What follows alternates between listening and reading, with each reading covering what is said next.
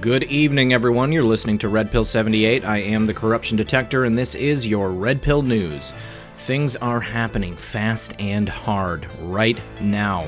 As you see on the screen in front of me, we have U.S. Attorney John Huber meeting with former AUSA and office leader David J. Schwendeman. He showed up in the office apparently just for a friendly visit, but one of the things that Huber mentions about him really caught my attention. He says, great advice for us, shaped by his experiences as an AUSA, a war crimes prosecutor, his work on 3 Olympics, and the Justice Department's attaché in Kabul.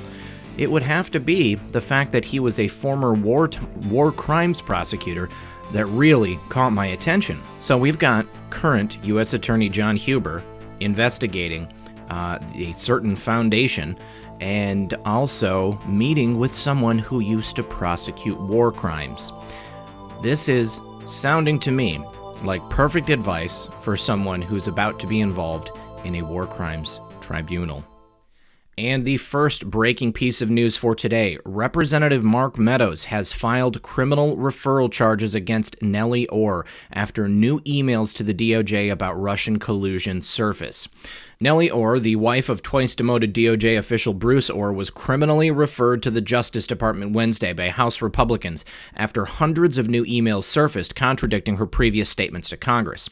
A series of hi honey emails from Nellie Our to her top DOJ husband Bruce Our surfaced and suggested Hillary-funded Oppo research was being funneled to the DOJ during the 2016 election through a back channel between the happily married Our couple. Nellie Our previously told Congress that during the 2016 election, she worked for Fusion GPS to help them connect Trump and Manafort to Russian organized crime. New Nellie Our emails discovered through a FOIA lawsuit show evidence to the contrary. This is via John Solomon of The Hill. Now, 339 pages of emails from her private account to Justice Department email accounts have been released under a FOIA request by the conservative legal group Judicial Watch, and they are raising concerns among Republicans in Congress who filed a criminal referral with the Justice Department on Wednesday night. They clearly show that Our sent reams of open-source intelligence to her husband, Associate Deputy Attorney General Bruce Our, and on some occasions to at least 3 DOJ prosecutors, Lisa Holton, Ivana Nizich, and Joseph Wheatley. The contents tracked corruption developments in Russia and Ukraine, including intelligence affecting Russian officials. She told Congress she had tried to connect to Trump or Manafort. Hi, honey. If you ever get a moment, you might find the penultimate article interesting, especially the summary in the final paragraph, Nellie Our emailed her husband on July 6th of 2016 in one typical communication. The article and paragraph she flagged suggested that Trump was a Putin stooge. If Putin wanted to concoct the ideal candidate to service his purposes, his laboratory creation would look like Donald Trump. Nellie Our bolded the key sentence for apparent emphasis. Earlier Wednesday, Congressman Eric Jordan told Sagar and Jetty of The Hill that Representative Mark Meadows was working to finalize a criminal referral of Nellie Our. We'll see if that happens. Looks like it did. Let's go ahead and take a look at the video. So can we expect her to be referred criminally, as Congressman Meadows was talking about? Mark is working on that. I think he's working to finalize that, and we'll see if that happens. Do you think Glenn Clinton? Well, it looks like the prophecy has come to pass because she has been criminally referred. According to award-winning investigative journalist John Solomon, a criminal referral was filed against Nellie Our Wednesday night. And Congressman Meadows' criminal referral looks like was posted in a tweet by John Solomon. And he says, breaking, criminal referral filed against Nellie Our. Tom Fitton celebrated another victory for the watchdog group, President Trump, and the American people. Thank you, Tom Fitton of Judicial Watch. Look at that. Judicial Watch FOIA disclosures help lead to criminal referral on Russiagate targeting of real Donald Trump. Excellent work, Tom Fitton. I do appreciate it. Always excellent work from Judicial Watch and the people at The Hill. John Solomon doing great work. This is big news, guys. This is not going to just slide under the radar. Nellie Our has lied to Congress, Nellie Our has been caught, and Nellie Our will be prosecuted, especially after the precedent set by the people associated with the Trump campaign. Now, next we have a tweet thread from Brian Cates, and he says, they were all wrong about Rod Rosenstein. Trump's handpicked guy, hiding in plain sight. My new column, Rod Rosenstein, hero. Looks like Cates is on the team. Here's what a lot of people get wrong about the FISA warrant renewal that Rosenstein signed on June 29th, 2017. He's not the affiant on the warrant. That is, he wasn't the person that swore under penalty of perjury that everything in that warrant was true. The people who supposedly investigated Carter Page and presented that warrant to Rosenstein so he could sign it and keep it in effect, they are the ones that are perjuring themselves, not him. As I point out in my column, Rosenstein actually explains this to Representative Matt Gaetz, or rather tries to, but his point goes right over Gaetz's head. People can instantly grasp what a stupid thing it is for Kamala Harris to badger AG Bill Barr about not having gone over all the evidence himself personally that Mueller and his team spent 2 years gathering and studying. Well, Rosenstein didn't investigate or gather any of the supposed evidence in that Carter Page warrant. He had people presenting the end product of an investigation summarized in a warrant. If that warrant is tainted, they are the ones who are in deep trouble, not him. If the people that put that warrant together had put it in force 3 times already, were now coming to him to sign its 4th renewal, and they are lying their butts off and hiding facts from him while asking him to renew it, who's really in the deep doo-doo here? And here is actually the video of Gaetz questioning Rod Rosenstein. The chair recognizes the gentleman from Florida, Mr. Gaetz, for 5 minutes. Thank you, Mr. Chairman. Director Wray, I am in violent agreement with the statements you made after this report was published, that nothing in the report impugns the patriotic work of the FBI employees who are serving in my district and around the world, and this mess in Washington has nothing to do with them, and I want to make that very clear, and I appreciate your statements on that subject. Deputy Director, the Democratic memo that the President declassified says the Department of Justice accurately informed the court that the FBI initiated its counterintelligence investigation on July 31st, 2016. Did any investigative activity regarding the Trump campaign in Russia occur before July 31st, 2016? Congressman, as you know, we're dealing with the Intelligence Committee on that issue, and Chairman Nunes met with Director Wray and me. I received the same briefing that he received. So I don't know any additional information beyond what he knows about that, and I'm not able to produce any information beyond what the FBI has told me. So, are you aware, as you sit here today, of any payments that were made to any person to collect intelligence on the Trump campaign prior to July 31st, 2016? No, but keep in mind I wasn't there. I only know what information that we've obtained from the FBI records. Are you, as you sit here today, aware of any efforts to contact Roger Stone that occurred prior to July 31st, 2016? I don't have any personal knowledge, Congressman, but I know that we are seeking to respond to Chairman Nunes' request. I think one thing you need to understand... Same question as it regards to Michael Caputo. I wasn't there, and so I can only answer questions that we direct to the FBI and then have them... You're there now, right? I mean, have you asked these questions of anyone? We have absolutely conveyed all the questions that Chairman Nunes has raised, and I'm optimistic that we'll be able to respond to him fairly soon. You could understand why it would be of tremendous importance to the country that if the Department of Justice has represented to a court that this investigation began on July 31st, and if the fact that you cannot tell me definitively that before July 31st there was not intelligence collected on the Trump campaign, that is something of great interest to us. Congressman, I think you should understand that there is nobody more committed to rooting out abuse and misconduct than I. We talk with the FBI. We take those allegations seriously, and we look to find any credible evidence. If we find it, we're going to produce it to Chairman Nunes. Thank you. Let's do that quickly. And let's get into your determination to find out that activity which is occurring in your department. At the last hearing we had, I asked you when you first became aware that Nellie Our, the wife of your Associate Deputy Attorney General Bruce Ohr, was working for Fusion GPS and was actively assigned to the dossier that said all these nasty things about President Trump. As you sit here today, do you know when you became first aware of that? I believe it would have been sometime in the fall of 2017. As I think I told you last time, Mr. Ohr was never working, to my knowledge, on that Russia investigation. Well, his wife was, right? I mean, like, right. He's your assistant or your associate deputy attorney general, and his wife gets hired for that. I asked you this question on the 13th of December. I wrote you a letter on the 18th of December, 9 months ago. You have not responded to it. We need a date when you found out that the wife of your deputy was working for people who are actively trying to undermine President Trump. Don't you think that's a really important date for you to know about the spouse of your own Associate Deputy Attorney General? Yes, I think it's important for you to understand, Congressman, Mr. Orr is a career employee of the department. He was there when I arrived. To my knowledge, he wasn't working on the Russia matter. I don't care if he's there 100 Well, I think it's important for you to know, sir, that when we learned the relevant information, we arranged to transfer Mr. Orr to a different office. Let's get to and in addition to that, hold on, I'm sorry, I got to reclaim my time, Mr. Rosenstein. The FISA renewal that you signed, list for me the people who briefed you on the substance of that FISA renewal to go and spy on people. So, Mr. Gates, here's one thing I think is important for you to understand. People can make all kinds of allegations publicly. I am quite confident about my conduct throughout this investigation. That matter is under review by the Inspector General. We'll see what the Inspector General finds. Did you read the FISA application before you signed it? I'm not going to comment about any FISA application. So you won't say to this committee whether or not you even read the document you signed that authorized spying on people associated with the Trump campaign? Well, I dispute your characterization of what that FISA is about, sir. Did you read it or did you not read it? I'll be happy to review. I'll be happy to discuss the details with you.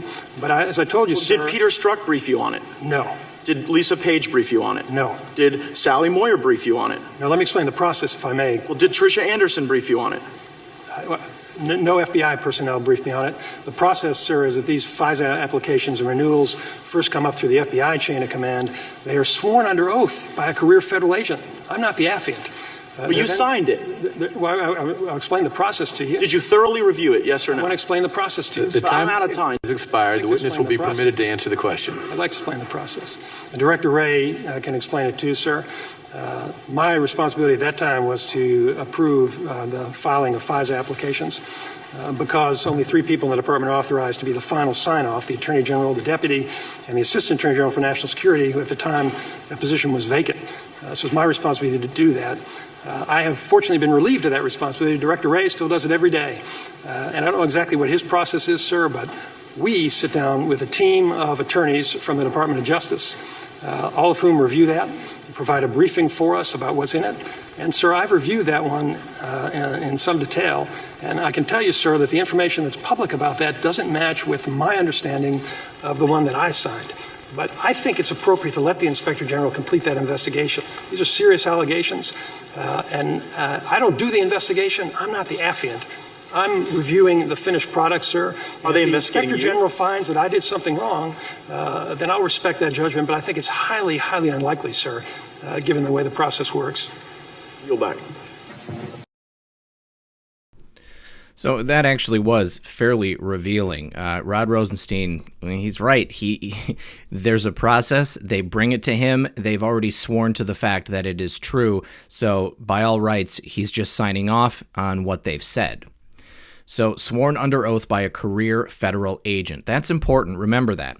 Whoever the agent was that swore this warrant was a true and accurate document, perjured themselves, and Horowitz has been looking into this for quite some time now. Also note Rosenstein stresses twice this FISA warrant is being thoroughly investigated by the DOJ Inspector General, Michael Horowitz. Rosenstein stresses to Gates he is not the one that did the investigating, summarized in that warrant, and he is not the affiant. Affiant is the one who swears to an affidavit. I'm still trying to wrap my head around the fact that the Spygate plotters were actually dumb enough to present that warrant to the new guy, Rod Rosenstein, for the last renewal when he wasn't one of theirs. If Rosenstein was a Spygate plotter, then he's the dumbest traitor ever since the entire Spygate plot was killed, dead, and exposed. It's now going to be declassified and prosecuted by Barr, despite Rosenstein's best efforts to keep it from happening, or something. And I'm going to be proven right. Rosenstein is the biggest hero in this unfolding drama we've been watching for the past 2 years inside the Department of Justice, and you can quote me on that. So yeah, I think that when you take a look at this, tie it back to that article from Rex, which shows that President Trump and Rod Rosenstein had somewhat of a working relationship prior to this. I think that Brian Cates is right. I think that Rod Rosenstein was brought in. They thought they could snowball him. He's the new guy. And it didn't work out that way. Rod Rosenstein followed all the rules to the letter of the law. I think it was very easy for us to jump on Rod Rosenstein for these past couple of years, but I think that in the end, Brian Cates is going to be proven right. Rod Rosenstein actually was a hero. All right, now another clip from regarding the testimony of the impending testimony of Mueller. This is from Methods. This is Lindsey Graham right here. Let's take a listen. Why not call for Mueller to testify? Because I'm not going to do any more. Enough already. It's over. If there's any dispute about a conversation, then he'll come. But I'm not going to retry the case. I'm not calling McCann. It is over. Boom. There's no need to have Mueller testify because he's already done his bit. This investigation is finished, and no matter how hard the Democrats try, the end result will not change. It's over, guys. We won. Now, yesterday, during the questioning of Attorney General Barr, Mazie Hirono attacked the president and slandered AG Barr and demanded that he resign, and Lindsey Graham had to jump in. Senator Mazie Hirono is one of the loudest and dumbest of the current Democrats in the U.S. Senate. On Wednesday at the Senate Judiciary Committee hearing with Attorney General Bill Barr, Hirono used her time to attack President Trump as a grifter and a liar and to slander the Attorney General and demand that he resign. Hirono rattled off a series of conspiracies, half-truths, and lies to attack the Trump administration and his Attorney General. Let's go ahead and take a listen. Mr. Barr, now the American people know that you are no different from Rudy Giuliani or Kellyanne Conway or any of the other people who sacrificed their once decent reputation for the grifter and liar who sits in the Oval Office. You once turned down a job offer from Donald Trump to represent him as his private attorney. At your confirmation hearing, you told Senator Feinstein that, quote, the job of Attorney General is not the same as representing, end quote, the president. So you know the difference, but you've chosen to be the president's lawyer and side with him over the interests of the American people. To start with, you should never have been involved in supervising the Robert Mueller investigation. You wrote a 19-page unsolicited memo, which you admit was not based on any facts, attacking the premise of half of the investigation. And you also should have insisted that Deputy Attorney General Rod Rosenstein recuse himself. He wasn't just a witness to some of the president's obstructive behavior. We now know he was in frequent personal contact with the president, a subject of the investigation. You should have left it to career officials. Then, once the report was delivered by the special counsel, you delayed its release for more than 2 weeks. You let the president's personal lawyers look at it before you even deigned to let Congress or the public see it. During the time, you substituted your own political judgment for the special counsel's legal conclusions in a 4-page letter to Congress. And now we know, thanks to a free press, that Mr. Mueller wrote your letter objecting to your so-called summary. When you called Mueller to discuss his letter, the reports are that he thought your summary was giving the press, Congress, and the public a misleading impression of his work. He asked you to release the report summaries to correct the misimpression you created, but you refused. When you finally did decide to release the report over a congressional recess and on the eve of 2 major religious holidays, you called a press conference to once again try to clear Donald Trump before anyone had a chance to read the special counsel's report and come to their own conclusions. But when we read the report, we knew Robert Mueller's concerns were valid and that your version of events was false. You used every advantage of your office to create the impression that the president was cleared of misconduct. You selectively quoted fragments from the special counsel's report, taking some of the most important statements out of context and ignoring the rest. You put the power and authority of the Office of the Attorney General and the Department of Justice behind a public relations effort to help Donald Trump protect himself. Finally, you lied to Congress. You told Representative Charlie Crist that you didn't know what objections Mueller's team might have to your March 24th so-called summary. You told Senator Chris Van Hollen that you didn't know if Bob Mueller supported your conclusions, but you knew. You lied. And now we know. Some pretty inflammatory comments right there from Mazie Hirono. It got so bad that Chairman Lindsey Graham stepped in to cut off the liberal mouthpiece. Graham accused Hirono of slander, which was being generous. Let's listen to that. But now we know more about your deep involvement in trying to cover up for Donald Trump. Being Attorney General of the United States is a sacred trust. You have betrayed that trust. America deserves better. You should resign. I have some questions for you. Is the White House exerting any influence on your decision whether to allow Special Counsel Mueller to testify in Congress and when? No.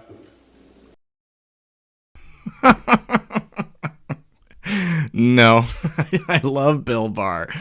Oh, Lindsey Graham said, "You have slandered this man from top to bottom. If you want more of this, you're not going to get it." We get to the point where anyone? All I can say, Mr. Chairman, I am done. Thank you very much. And you slandered this man from top to bottom. So if you want more of this, you're not going to get it. If you want to ask him questions, you can't. Certainly have your opinion. Thank you, Mr. Chairman. Thank you, General Barr, for being. No doubt Hirono will be the talk of the liberal networks and cable news on Thursday for her blatant lies and outrageous attacks. And finally, CNN. Hell is frozen over, guys. CNN is gushing about President Trump. His approval ratings on the economy are the highest number we've ever seen. Look at that. President Trump's approval rating on the economy has soared to an all-time high, according to a CNN poll released on Thursday. In the survey, 56% said they approve of the way Trump is handling the economy, compared with 41% who disapproved. Trump has consistently been in the mid-40s and low 50s throughout his term, but the 56% rating is a new high. Here is the Trump card for the president. 56% of Americans approve of how he's handling the economy, gushed CNN's political director David Shallon in a report about the poll. This is the highest number we've ever seen in CNN polling. The 56%, if you stack it up historically, it's the high watermark in the entirety of the Trump presidency in CNN polling. As you know, James Carville made famous, "It's the economy, stupid," when we know the sensibility about the economy heading into an election matters a ton, Shallon said. The numbers were high, even though the methodology said that of the 1,007 people surveyed, 33% described themselves as Democrats, 26% described themselves as Republicans, and 41% described themselves as independents or members of another party. Meanwhile, as CNN hit new lows in its ratings, another poll released on Wednesday showed Trump's overall approval rating has hit the highest level in 2 years, at 43%. That rating is the highest since an April 2017 CNN poll, which came about 100 days at the mark of his presidency. On Monday, Trump wrote on Twitter that yet another poll has good news as well. Gallup poll says that 56% of Americans rate their financial situation as excellent or good.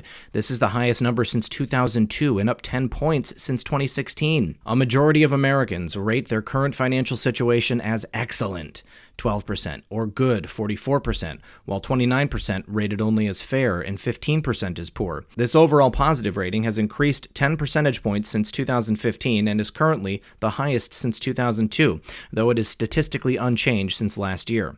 Likewise, 57% of Americans who now say their overall financial situation is getting better has risen 10 points since 2016 and is at its highest numerical point since 2002. Asked about the new numbers, White House Acting Chief of Staff Mick Mulvaney also quoted Carville, the top architect of Bill Clinton's victory in 1992. You hate to sound like a cliche, but are you better off than you were 4 years ago? It's pretty simple, right? It's the economy, stupid. I think it's that easy. People will vote for somebody they don't like if they think it's good for them, Mulvaney said. As Trump's numbers go up, CNN's numbers go down. The liberal network's primetime ratings plunged 26% in April compared to 2018. MSNBC's ratings, meanwhile, fell 14% compared to last year. According to Nielsen Media Research Ratings, CNN suffered its lowest-rated month in viewers since October 2015.